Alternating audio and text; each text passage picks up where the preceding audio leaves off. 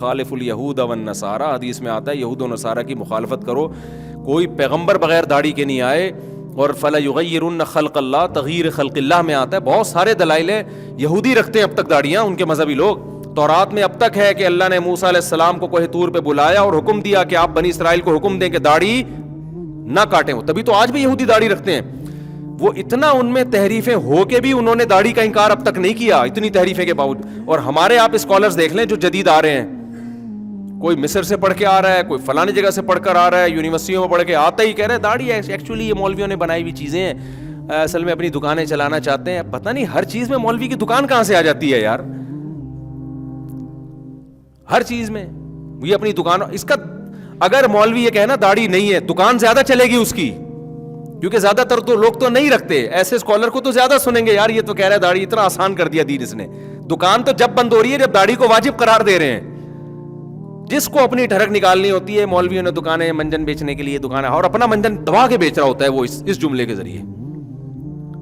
میں اکثر لوگ کہتا ہوں آج کل جو کہتے ہیں نا لوگ ہم مولویوں کا منجن بند کر رہے ہیں، اصل میں اپنے منجن کی دکان کھولنے کے لیے پرانی دکانوں کو بند کرنا پڑتا ہے، ورنہ آپ کا منجن چلے گا نہیں.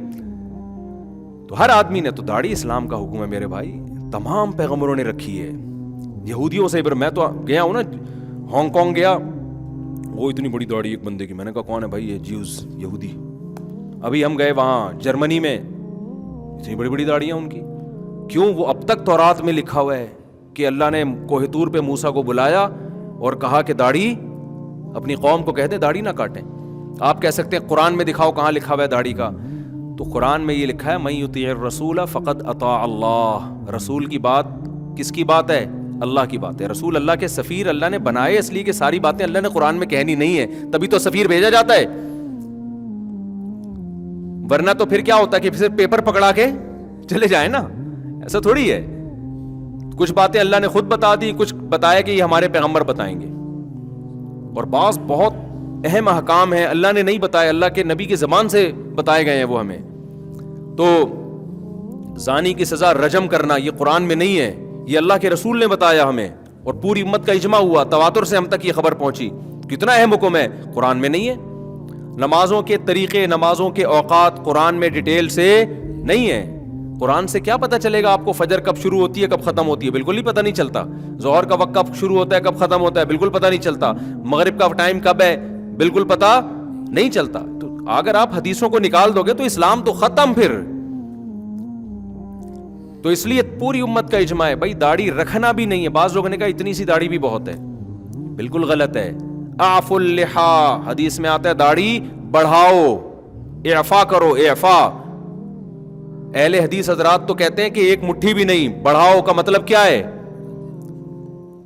اس لحاظ سے اہل حدیث کم از کم اتنا ہمیں ان پر ہوتا ہے کہ وہ اس لبرل پنے کا شکار نہیں ہوئے جو آج کل قرآن و حدیث میں تحریفات کر کر کے جو لبرل لوگ وجود میں آ گئے نا، ایسا اجتہاد کے بالکل ہی قرآن حدیثی کو چینج کر دیا. شکر ہے داڑھی کے معاملے میں انہوں نے ایسا اجتہاد نہیں کیا. انہوں نے کہا بھائی حدیث میں آتا ہے بڑھاؤ تو بڑھاؤ نا. ہم دلیل لیتے ہیں عبداللہ بن عمر رضی اللہ تعالیٰ عنہ ایک مٹھی کے بعد کٹوا دیا کرتے تھے، صحابہ نے اس پر اعتراض نہیں کیا. تو اگر یہ ناجائز عمل ہوتا تو قابل اعتراض ہوتا، تو ایک مٹھی کے بعد کاٹنا کیا ہے؟ جائز ہے.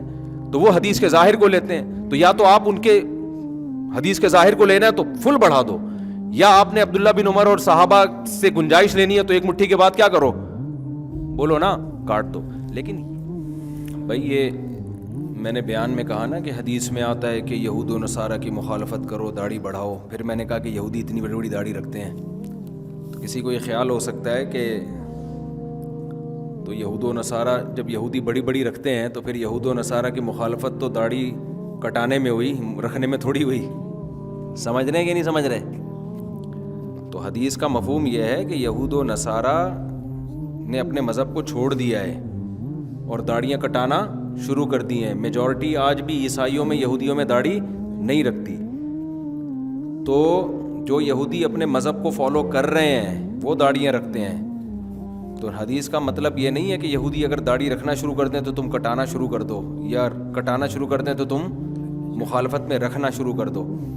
بلکہ حدیث کا مطلب یہ کہ یہود و نصارہ اللہ کے دین پر عمل نہیں کر رہے، انہوں نے چھوڑ دیا، تم اللہ کے دین کو مت چھوڑو. بلکہ اس میں تو ان لوگوں کے خلاف دلیل ہے جو یہ کہتے ہیں کہ اس دور میں یہود و نصارہ داڑھی کٹاتے تھے تو نبی نے ان کی مخالفت میں رکھنے کا حکم دیا.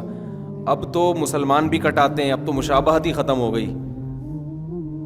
بعض لوگ یہ کہتے ہیں کہ اب تو مشابہت ہے ہی نہیں, سے مسلمان بھی کٹا رہے ہیں. تو ان کا بھی اس حدیث میں جواب آ گیا کہ جو مذہبی رہنما یہودی کے آج رکھتے ہیں تو اس دور میں بھی رکھتے تھے. تو حدیث کا صحیح مفہوم کیا ہے کہ اصل مقصد یہود و نصارہ کی مشابہت سے روکنا نہیں ہے. اصل مقصد یہ ہے کہ یہود و نصارہ نے اپنے دین اور اپنے مذہب کو چھوڑ دیا جو اللہ کا آسمانی مذہب تھا, اور داڑیاں کٹانا شروع کر دیں. تم ایسا مت کرنا, تم نے داڑھی رکھنی ہے جیسے کہ اللہ رسول